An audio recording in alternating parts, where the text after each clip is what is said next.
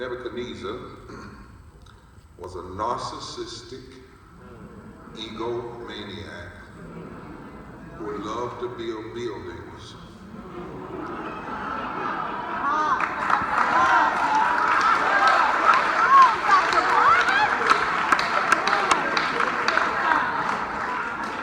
And put his name on it.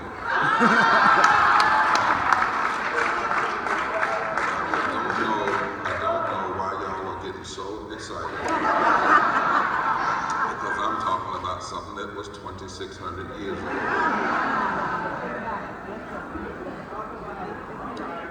Nebuchadnezzar loved having parades for himself. Nebuchadnezzar loved money.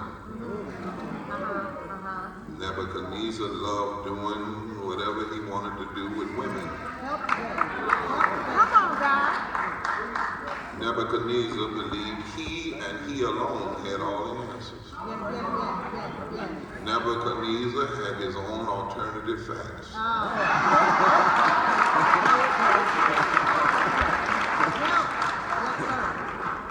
Nebuchadnezzar had folk that would tell on you if you leaked things out of his office. Oh, come on. Nebuchadnezzar had his own false preachers and priests and prophets who prayed for him and seeded and fed his ego and taught him even when he was wrong that he was right. And Nebuchadnezzar wanted everybody to bow down to him. You want a job? Come to the tower, bow down to me. You want some money for HBCU? Excuse me.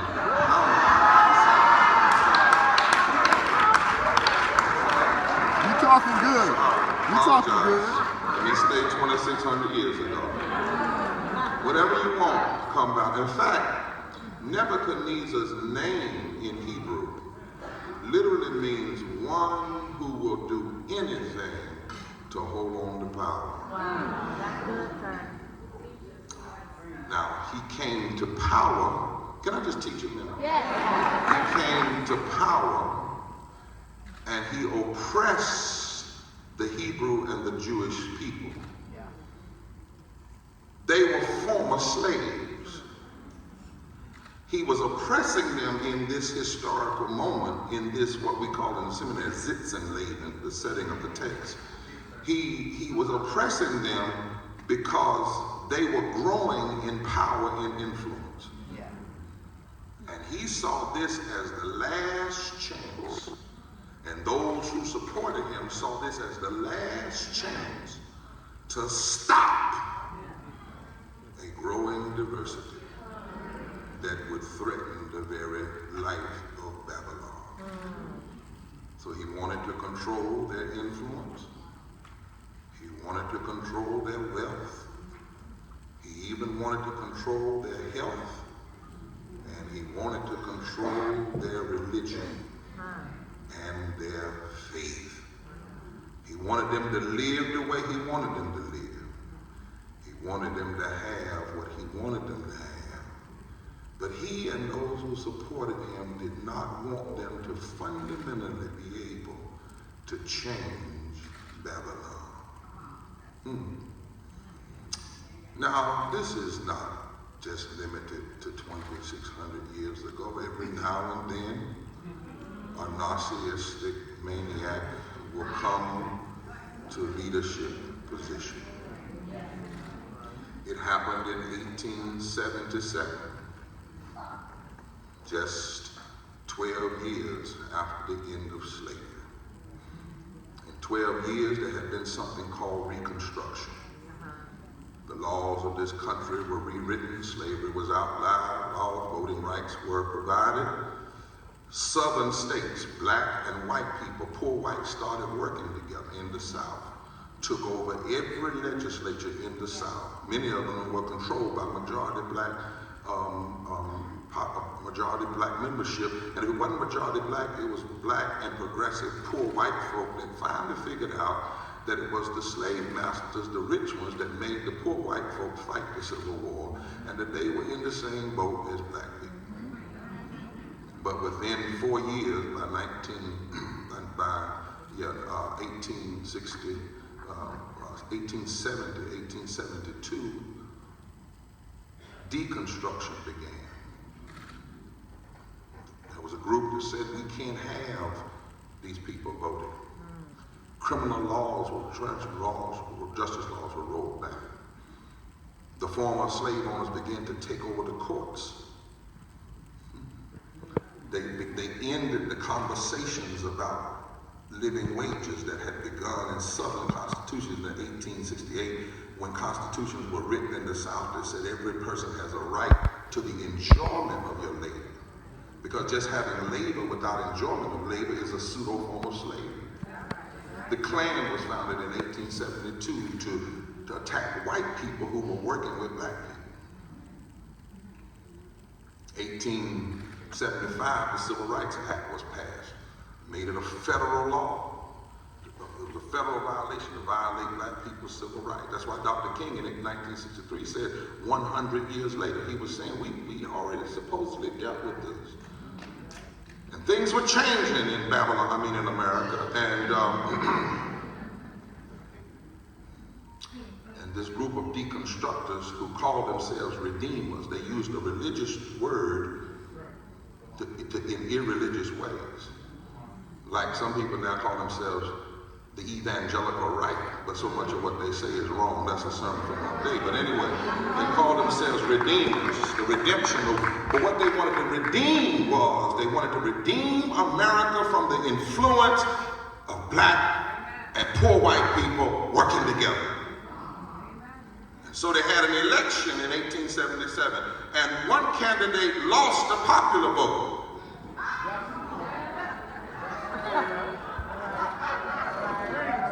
But he was a narcissistic maniac, and he wanted power.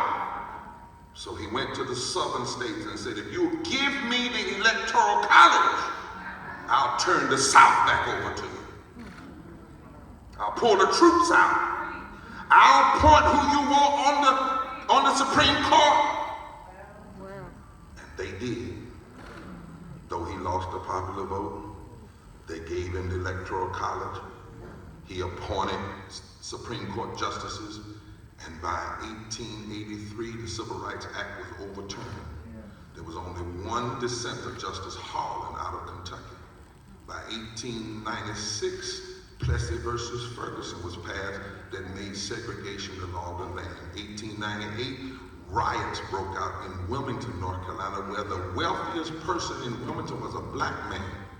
And black people owned the closest ports to Africa and Europe. And on December 10th, 1898, there was a coup d'etat that killed more people per capita than were killed on 9/11. Took that economic power, President Maurier, from black people and progressive whites. And by 1901, all of the black congresspersons that had been elected during Reconstruction were run out of North Carolina, run out of the United States Congress. And voting went down to almost zero in the South. Mainly narcissistic leadership. It was narcissistic leadership in 1910 when the Urban League's roots began. You all came into existence to deal with black migration. Now, black folk weren't just leaving the South because they wanted to leave. They were leaving because they were being lynched. You always got to be careful. You don't ever say black folk were hung.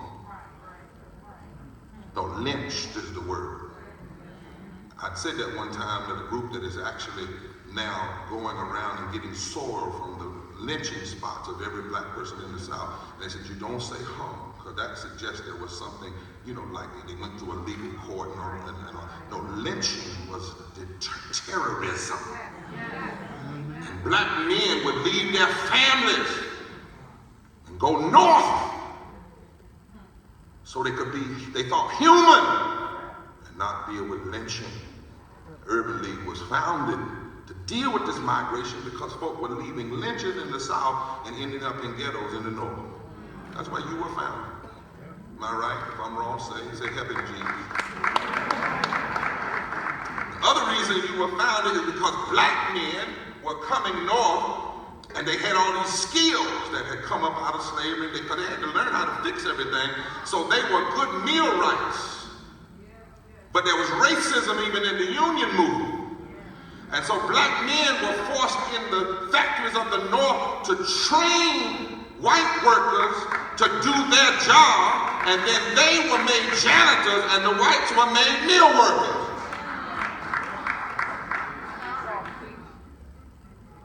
Narcissistic leaders. We talk about Steve Bannon. Before Steve Bannon was in the White House, Woodrow Wilson was there.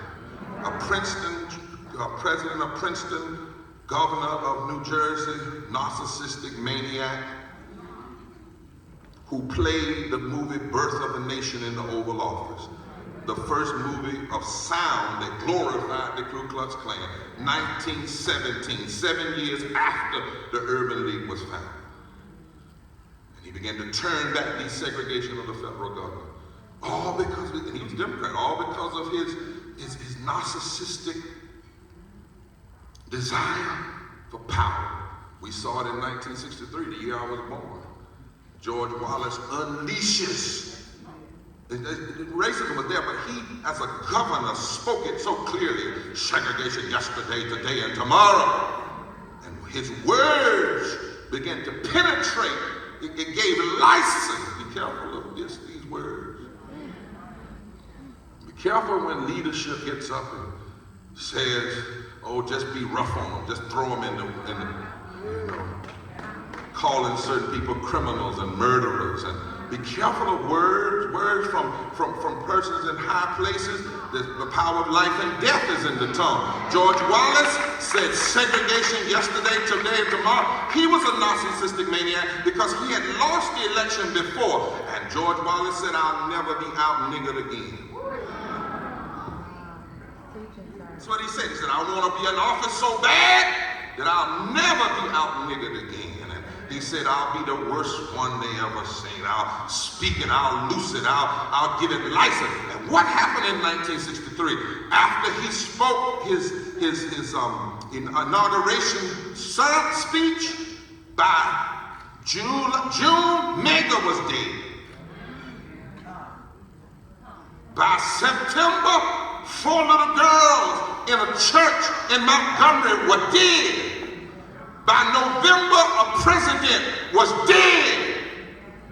64 Swanner and Goodman were dead. But the roots of that trace back to a narcissistic maniac with power, saying anything that would come on his mind. You understand this history, then you understand that as it was in the days of Nebuchadnezzar, the election of Donald Trump is a symptom of a deeper malady. Now, I ain't talking Democrat or Republican. I'm talking something spiritual here. Y'all can play around with him if you want to. You got to understand. Dr. Neil Painter at Princeton says, what we have seen happen last year is as American as apple pie. She said, this ain't nothing strange in America. Stop talking about we've never seen this before. That means two things. You didn't pay attention in class in history, or they didn't teach it in history, and you don't know the Bible. This is nothing new.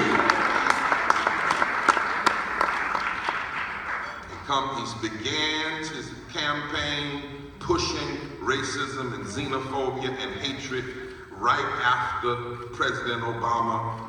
Neil Painter says there's this thing in the American ethos called call and response.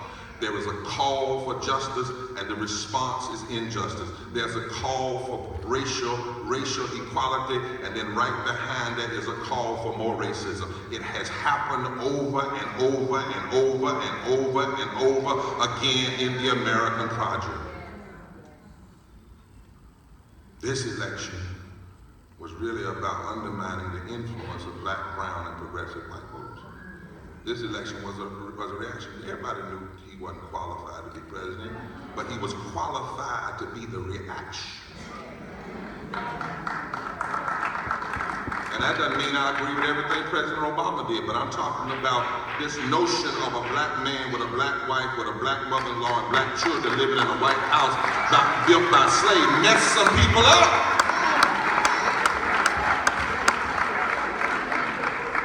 And the only reason some of them voted is because the economy was so bad, they weren't thinking right. And then after they said, oh my God, what did we do?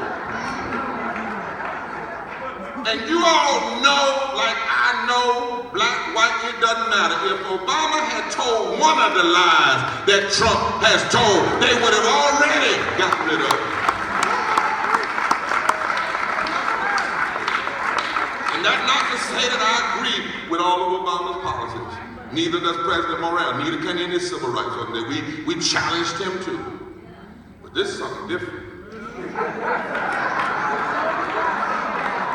This is the attempt to block a third Reconstruction. The first Reconstruction was 1868 to the 1880. The second Reconstruction was 1954 to 1968. And the election of well, it wasn't really President Obama. It was the electorate when black and brown and white people came together, particularly in the South. And he broke through the Southern strategy and got Florida and Virginia and North Carolina and almost got South Carolina. That represented the possibility of a third Reconstruction. And what we see happening now is a Nebuchadnezzar spirit that's trying to block the transformation of America.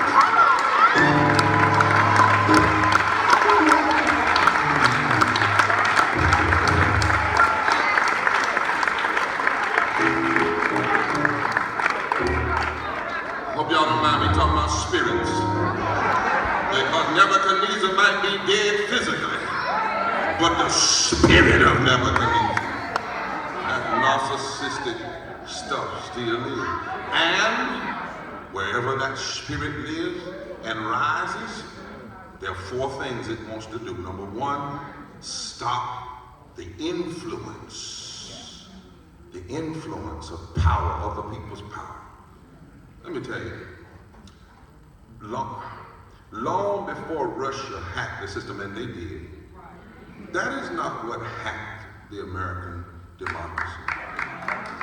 Racism, particularly voter suppression. People who are looking at the year 2020 and 2030 and 2040, and they see that there will no longer be any clear majority. The diversity of America will transform this country, and particularly transform the South. And if you transform the South into Rust Belt and the Wheat Belt, then you transform the whole country. And what they're trying to do is prevent a future that is coming. They're trying to slow it down. It's kind of like in South Africa, they used to say, only a dying mule kicks the hardest.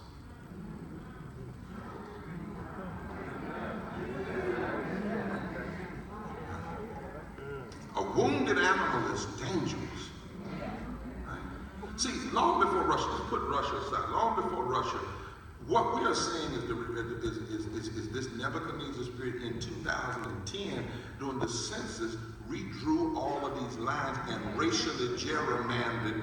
The Brennan Center says there are 16 to 20 seats in the House of Representatives alone that probably wouldn't be in the category they're in if redistricting had been done fairly and not done from a racially motivated perspective. And now the courts, we just won a case where the courts are saying that we have racialized redistricting, the likes of which we haven't seen since Jim Crow. That is literally blocking and bleaching, stacking, and packing black voters. And in this era, Nebuchadnezzar got some of us working with him. See, it said Shadrach, Meshach, and Abednego didn't bow. There was a whole lot of other Hebrews in Babylon at that time.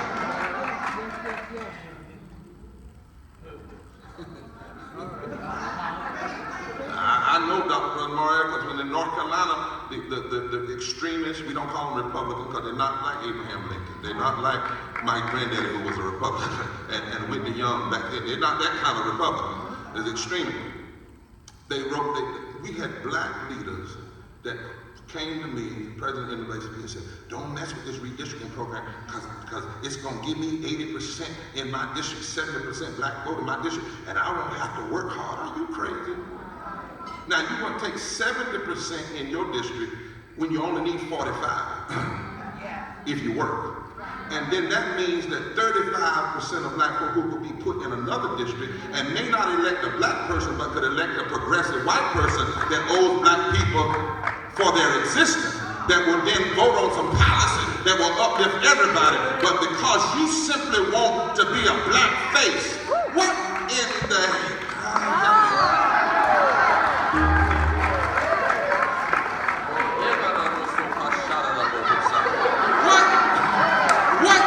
difference does it make to be a black elected official and you can't even get a second?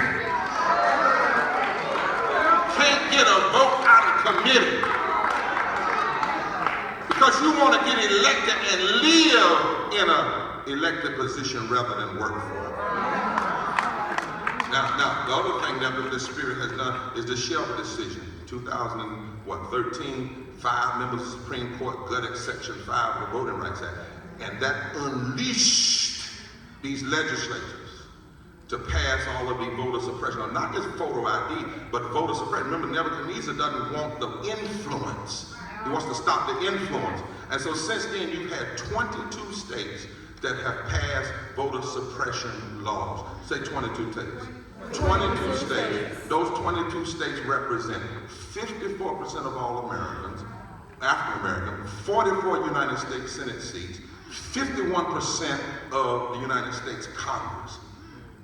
They suppressed the vote. They suppressed the vote. They suppressed the vote. And every state that passed voter suppression laws also has high poverty, the lack of a living wage, and denied Medicaid expansion. So there's a direct connection between racism and classism and economic injustice. But it begins with the vote. And you don't have, it's deeper than that. See, the Southern strategy, Nebuchadnezzar's smart. Nebuchadnezzar said in 1968, after Dr. King was killed, he got together with a guy and said, look, if we can tie up 13 states in the South, we can control America for the next 50 years. Kevin Phillips wrote a little book on it. You ought to read it. Kevin Phillips, he advised Richard Nixon. Right?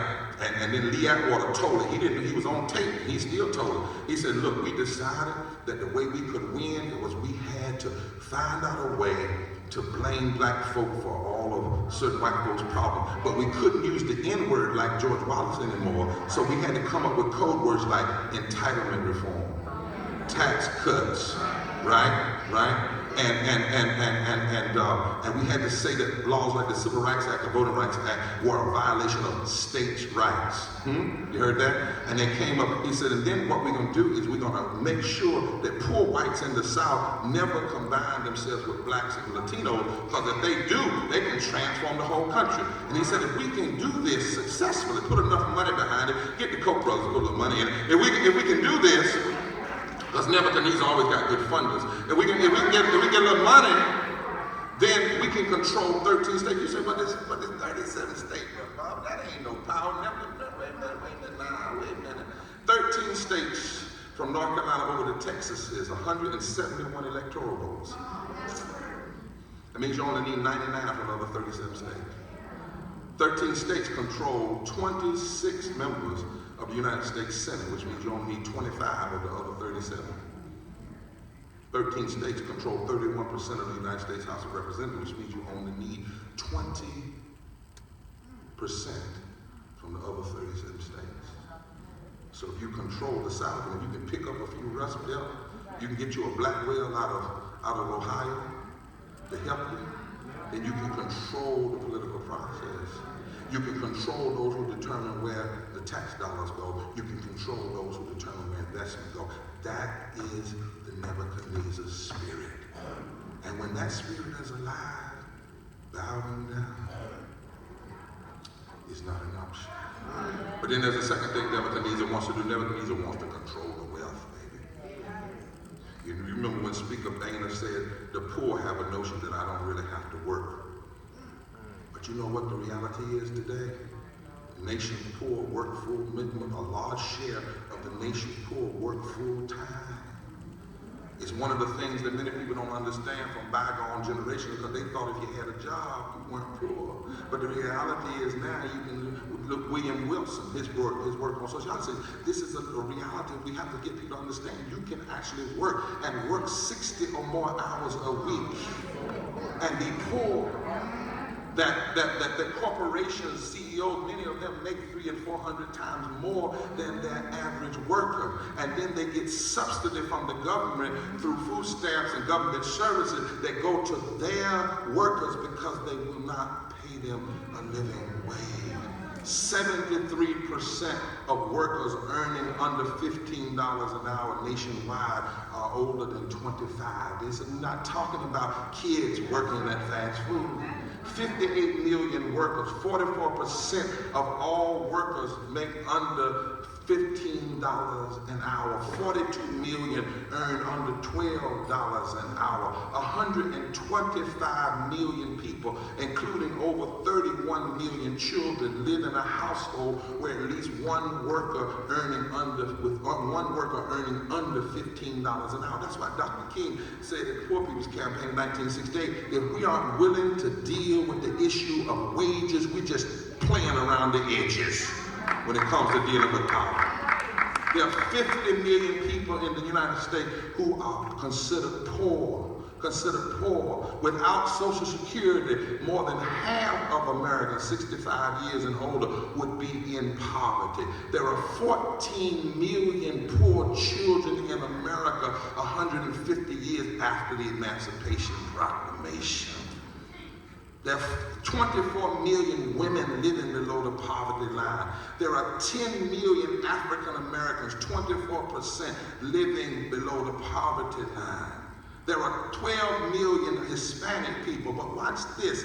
There are 17 million white people, so there's 7 million more white people living in poverty than black. So then why would Trump go to an all-white audience to talk about black poverty?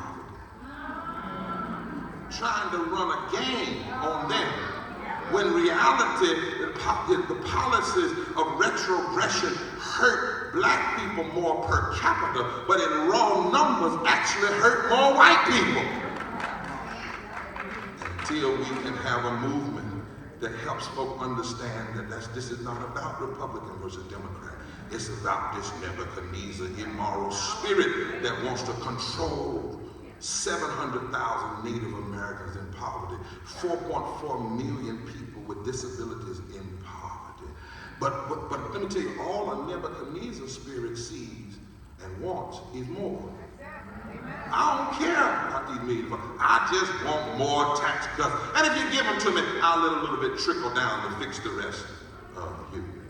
Spirit doesn't care about what Joseph Stiglitz, the Nobel Peace Prize author, calls the cost of inequality. You ought to get that book. It ought to be required reading in the Urban League, the NAACP, in every church. The cost of inequality, where the Nobel Peace Prize lays out how much it costs to keep people poor. How much it costs not to pay people a living wage. What it's doing to our future. And he lays out in that book, he said, what kind of nation are we? What kind of spirit is in my language? What kind of spirit is it that alive? When you have in America today 250,000 people that die every year from poverty, according to the Mailman School of Public Health.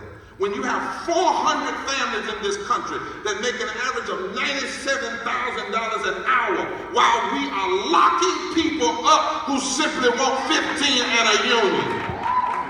What does that say about the moral deficit of our nation? What does it say? And when you couple that with the reality, long before the Russians hacked our system, did you know there were 900 fewer sites in voting sites in the black community, brown community, poor white community this past election that suppressed hundreds of thousands of votes? Do you know the president, the 45 won by 30,000 votes in Wisconsin? There were 250,000 votes suppressed. But that Nebuchadnezzar spirit wants to control power and wants to control the money. But it also, Nebuchadnezzar spirit is strange.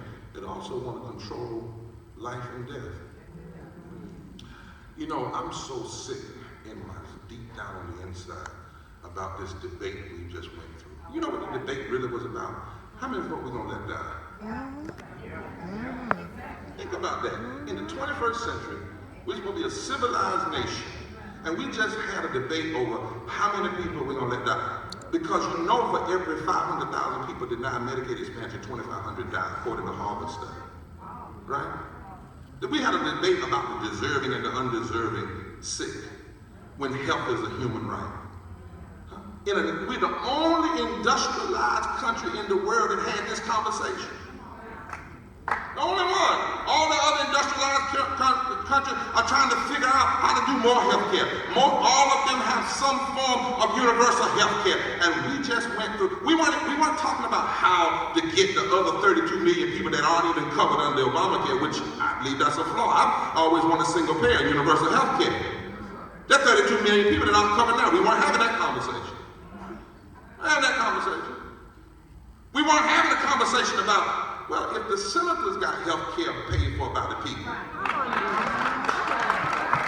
if the Congress people got health care paid for by the people, how is it that you don't want the people that elected you to have the same thing you had? Do you realize how close we got yesterday? Yes, somebody say yesterday. Yesterday. Now, if you're from the country, say yes, did it. Yes, did it. Yeah. Yesterday was the 52nd anniversary of the signing of Medicaid. We were that close to undoing Medicaid on its birthday.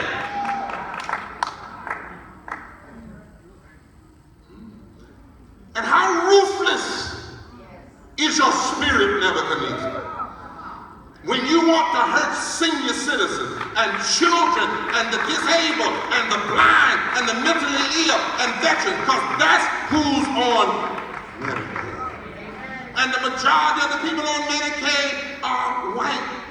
So you get power through racism, but then you use that power to hurt mostly white, but then fool them to make them think that you're somehow hurting the undeserving poor. Let me see if I can bring this home. Say 700 billion.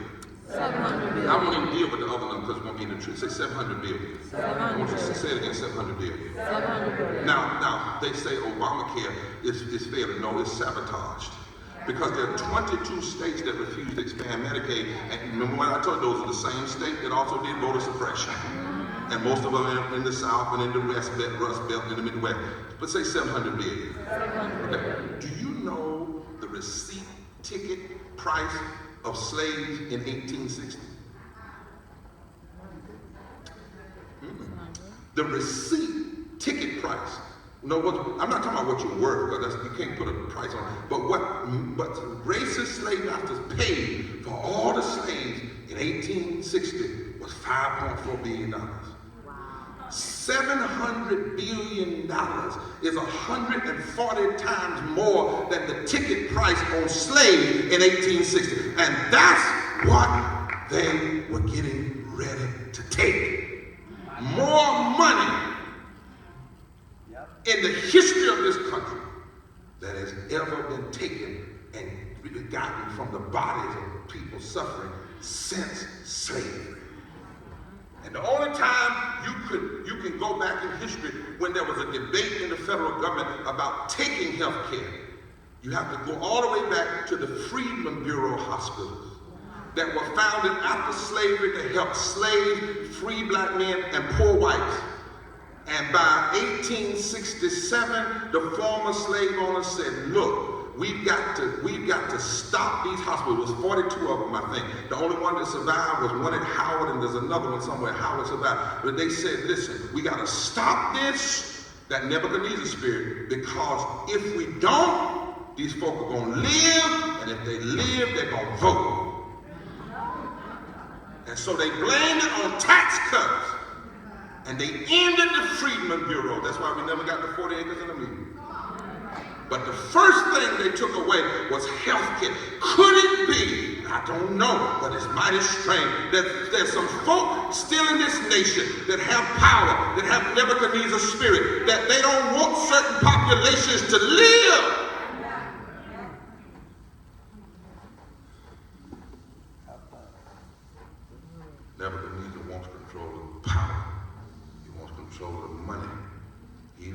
control of life and death. He said, if you don't bow, I'll kill you. But then finally, Nebuchadnezzar wants to control your religion, control your faith. Nebuchadnezzar, if you go read the text, had his own false prophets around him. Look at now the false prophets that have surrounded Trump, Ryan, and McConnell. How do I know they're false? Because they're so loud on things that God is so quiet on. They're so loud on prayer in the schools. They're so loud on being anti-abortion. They're so loud on attacking the gay community. Of course, many of them that loud end up proving gay, but that's a whole nother thing. They're so loud. They're so loud on private rights, ownership. They're so loud on trying to make Jesus an original member of the NRA. Now, the problem with me, Brother Morale, see, I ain't one of these Negro preachers that went to school before I went to prayer meeting. See, I learned the book. I taught the book. I come from a tradition style where the preacher knew how to make the book talk. So I read the Bible for myself, and what bothers me is how can people be so loud on what God says the least about and so quiet on what God says the most about? Now there might be 3 scriptures in the Bible about homosexuality, and most of them are misinterpreted, and none of them trump the scripture, you gotta love your neighbor as yourself. I wish I had a witness here. Huh? You can't trump that love scripture now. You see what I'm saying? But on the other hand, there are 2,500 scriptures in the Bible about how you treat the poor, how you treat the least of these, how you treat the women, how you treat the children. But Nebuchadnezzar's spirit doesn't want us to know that. Because they want our faith to all be messed up. That's what they did. They didn't want the slaves to read the text about liberation, so they created slave Bibles and took charcoal and put it over all the scriptures about deliverance. That's why a few weeks last week when folk got mad when I said, you don't just go pray for a president. That's not the biblical instruction. You can pray, but you have to first give them the word of God. You give them the word of God, and then you pray that they do the will of God. You don't just go feed a leader's ego. No, you don't just do that. You have to be a prophet in their midst. Say, thus saith the Lord. But many have sold their souls to money. And so they're not telling Ryan, McConnell, and Trump what they need to hear, just like many people didn't tell the slave masters what they needed to hear. It was Rabbi Heschel that told John F. Kennedy in 1963. He went to him and met with him and said, Mr. Kennedy, you forfeit your right to worship God if you don't do right by the Negro people. Whether they're the president or the governor like the one in the state of Missouri, I see it. The Bible says, Isaiah 10, woe unto those who legislate evil and rob the poor of their right. Ezekiel 22 said, your politicians have become like wolves when they devour the poor of my people. Ezekiel 16 says, Sodom and Gomorrah was destroyed because it didn't care for the poor and the needy. It had nothing to do with gay people. Jeremiah 22 said, tell the leaders to attend to justice and protect the innocent. Proverbs says that you're to speak up for the poor.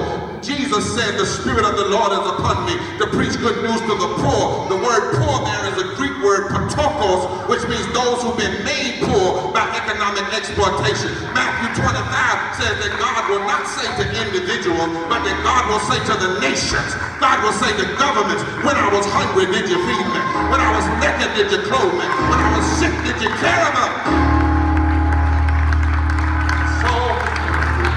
In the last few minutes that I have, I've come by to say that there's some things that are not about left versus right, but about right versus wrong.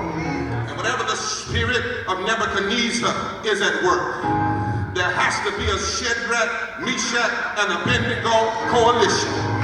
And that coalition must say things might not change tomorrow, and they might not change next week. But right now, bowing down is not an option. That's why Brother Morial and I are going to talk, because there's some clergy, and we're hooking up with some poor people. And we think next year we ought to have 40 days of action. We ought not remember the poor people's campaign.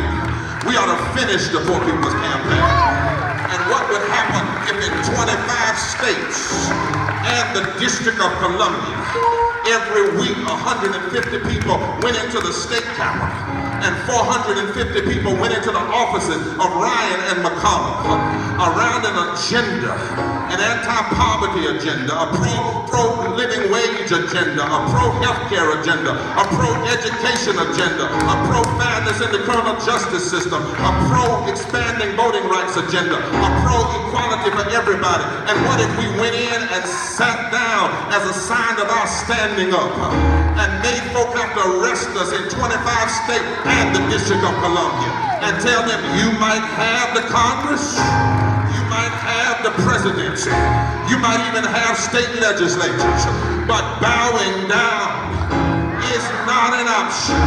Nebuchadnezzar told his boys to bow down, but he didn't understand. They refused to drink the wine at Mar-a-Lago. They refused to eat the food at his hotel. They couldn't bow down because bowing down wasn't in their DNA.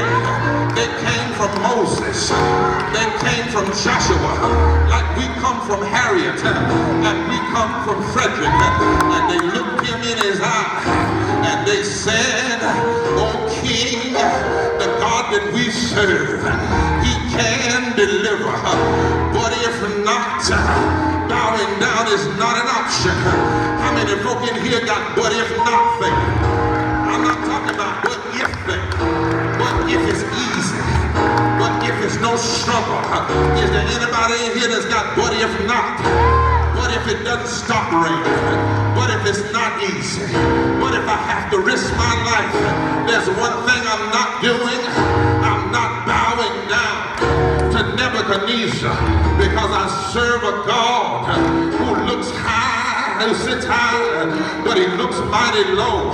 And I'm telling you what a poet said: if we don't fight, if we don't resist, if we don't organize and unify and get the power to control our lives, then we will wear the exaggerated look of submission, the bizarre look at suicide, the dehumanized look of fear, and the decomposed look of oppression forever and forever and forever.